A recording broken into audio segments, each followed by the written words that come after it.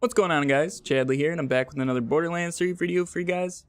So in today's video, we're going to be looking at another Flak Crit build. There was another change to him, specifically with Leave No Trace. So a lot of you guys were asking for an updated build, so we're going to go through that real quick. I'm not going to go as in-depth. If you guys want in-depth stuff on like all the skills, you guys can go through the older videos where I go much more in-depth with those skills. But before we get into the build real quick, I just want to say thank you guys for 15,000 subscribers. It's absolutely insane considering we started in like mid-late June. So thank you guys, seriously means a lot to me. But that's all I wanted to say before we get into this build. So let's just jump right into it. Now we're going to start off over here in the Stalker skill tree. We're going to want Fadeaway, obviously, for this crit build. 5 points into Self-Repairing System. 5 points Furious Attack. 4 points Eager to Impress, 3 points Turn Tail and Run, 5 points Hidden Machine, 3 points The Fast and the Furious, and 1 point The Power Inside. And for our augments, we're going to go Gorillas in the Mist and Unblinking Eye. And for the pet, I like the Gunslinger Jabber, mainly because of how it pairs with my current class mod. But if you guys want to use the Spider Ant, you can. It will survive a little bit longer, but the Gunslinger is definitely going to give you a lot more damage, especially against bosses. So I prefer the Gunslinger Jabber, and he's also a monkey with a gun, so that's why I really like him. Now for the Master skill tree, I will not forget this time. I accidentally just glanced over it in the last one, so I'm sorry about that. But in this skill tree, all we're doing is putting 3 points into Persistence Hunter. It's going to give us more gun damage and active skill duration, in turn allowing us to do even more damage. So that's why we have 3 points into there. And finally, the Hunter skill tree. We're going to put 5 points into Interplanetary Stalker. So Leave No Trace, before, in my last build, I didn't put anything into it because it had a 2-second delay before it could proc again. But now that has been reduced to 0.3 or 0.2. I believe it's 0.3.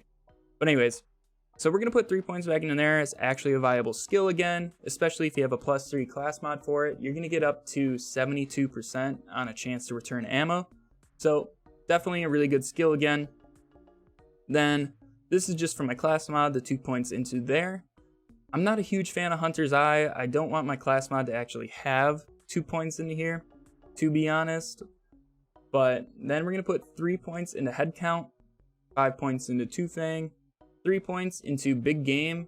This is going to pair very well with our class mod because our class mod is going to let us activate Hunter kill skills, and this is going to double their duration and give them a 30% bonus to their effects. Then our class mod is also giving us 1 point into the Most Dangerous Game. So let's take a look at our gear. This is the main part that has kind of changed since the last one.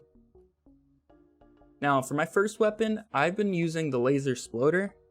This is because you can actually shoot this at your feet and gain your your skills. So every time like the rocket hits the ground and you damage yourself with it, you actually gain Furious Attack. And with the class mod Bounty Hunter, where you have the 3% chance to activate a hunt kill skill, you can actually activate those on yourself. Now it is only a 3% chance, and the Laser Sploder, like the rockets that come out of it, don't come out super fast. But it is possible to proc it. I've done that to myself, so definitely is possible. Then Lucian's Call. This is just very good for getting your action skill back. And if you use like the same element on the two, you can shred things with Lucian's Call and the Projector Relic. Lyuda, still a very good gun. This is going to be your main damage dealer when it comes to bosses or anything in general. It's going to melt through basically anything you look at as long as you're playing your modifiers right and matching the elements. Then the Butcher, this is pretty damn good again, considering Leave No Trace has gotten pretty close to what it was. Not quite, but it's still a very good gun. I like to use it for melting armor. Stopgap, still one of my favorite shields in the game. Helps you survive a little bit longer, especially with a squishy character like Flak. And the Bounty Hunter class mod, obviously I'm going to want something to change out with the corrosive resistance and weapon accuracy for Vladoff weapons. But unfortunately I'm not that lucky. And also I'm not going to want Hunter's Eye skills in mine personally. I'm going to want the Frenzy skill with at least 3 or 4, if 4 is possible. So the ideal one for me would be 3 or 4 in Frenzy, and then 1 or 2 into, what's it called? The Most Dangerous Game. So the reason why Frenzy is really good, especially when you pair it with the Gunslinger Jabber, the Gunslinger Jabber can shoot really fast and from range. So basically while he's alive, you're almost always going to be at max Frenzy stacks. So with 2 points into the class mod from it, you're going to get up to 1.6% per stack. So basically you're going to be at 16% extra damage almost all the time while your pet is alive. So that's why I really like Frenzy. And you don't have to have this like unlocked. Like you don't have to put 5 points into here to have this tier unlocked. Like you're going to have this with the class mod equipped. So that's why I want 3 or 4 in here, so I can get even more damage out of it. And then also the Most Dangerous Game is nice to have because with the class mod, you can proc this. You don't have to actually have a point in there. The class mod having a point in there is good enough. And that's another reason why I don't really like Hunter's Eye. It's kind of wasting the effect of the class mod, since Hunter Eye is not like a hunter kill skill. It's not going to be utilized by the class mod special ability. And most of the time, at least for most bosses, they're kind of beasts. There's a couple, obviously, human bosses, but I don't know. I'm not a huge Hunter's Eye fan. So that's me personally. So the grenade has changed since the last time. Last time we just had a fire grenade for doing the projector relic. But now we have the laser exploder. I have a fire one as well. Thank you, Pixies, for hitting me up with that. You're an awesome man. Thank you. I just did not have one and he hit me up. So thank you again for that. And so now with the hex, we can just chuck it, freeze everything around us and forget about it. And just use the laser exploder for the projector when we need to. But let's see how this build works here in the slaughter shaft first. You guys already know how this build works on Grave Ward. You saw it at the start of this video, and you've seen it in all the other ones. Grave Ward is not really a challenge, so we won't really cover that. Slaughter shaft will be more than enough. So right now, our modifiers, we have movement speed, buff, fire rate, and reload. Our shields are going to be, shield and health regen are going to be hurt a little bit, but not too bad. Incinerate shock, debuffed, and then enemies' health, shields, and armors. So people are going to be pretty tanky. So this is going to be a pretty good test in seeing on how this stuff works.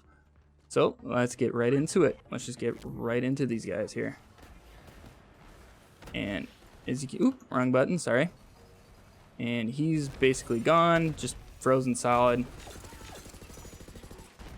This is definitely one of the more fun activities in the game. It's actually challenging, which is not a lot in this game so far that has been all that challenging.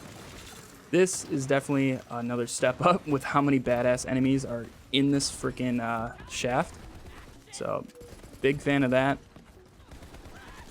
Sorry, I'm getting used to these guns still in their slots. I know some of them are the same, but I keep hitting the wrong buttons. Maybe we'll actually combo correctly on some of these guys. Just gonna freeze all these guys. We can use this, getting through their armor. Just gonna stand back on these guys. Use our Lyuda, get through everybody. So let's see how this build does in the Slaughter Star here. Also, for transparency, these are my modifiers for this run. We're going to be doing a lot more elemental damage, so that'll be nice. But they do have 45% extra health, shield, and armor, so it's not too much of a bonus. So it should be a fairly good representation of what the build can do. Obviously, it's going to have a little bit of a buff, so. Lyuda still melts through anything you look at, which is very nice. Let's see if we can freeze ourselves real quick. Yep. He's gone, so. If you're facing a boss or something and you have a bunch of laser splitters with different elements, just go ahead, look down, shoot it at your feet. Most of the time, you're going to get the elemental effect. So you can just destroy anybody with whatever element you need as long as you have that kind of laser splitter. If you don't have the laser splitter, you can obviously still use the grenades and you'll be perfectly fine. Depending on your modifiers, just be careful because you can kill yourself. Like if there's elemental bonuses and like assault rifle bonuses, you're probably going to kill yourself before you get the actual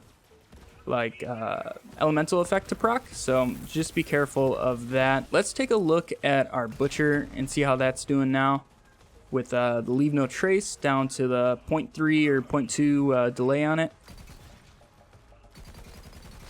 We can still shoot it a good amount. It obviously has like a super fast fire rate, so we are going to be losing a couple bullets.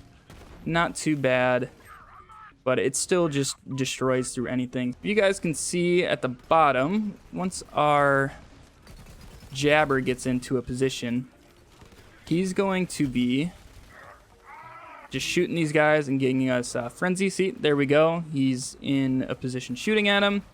We're at 5 points now. If only he keeps shooting. See, we're at 7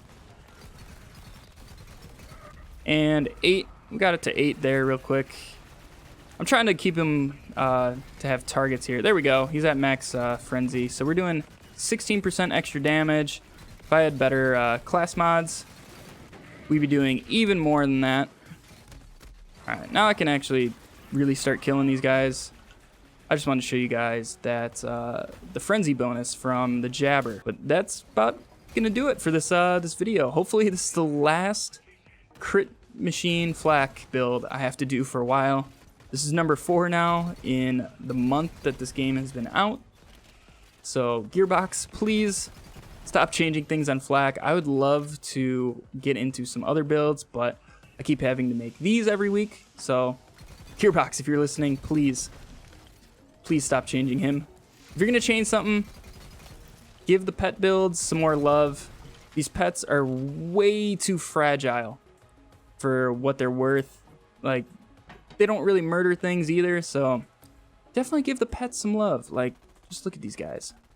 But if you guys are still here and watching, thank you guys for sticking around and checking out this build, and I'll catch you in the next one. See ya.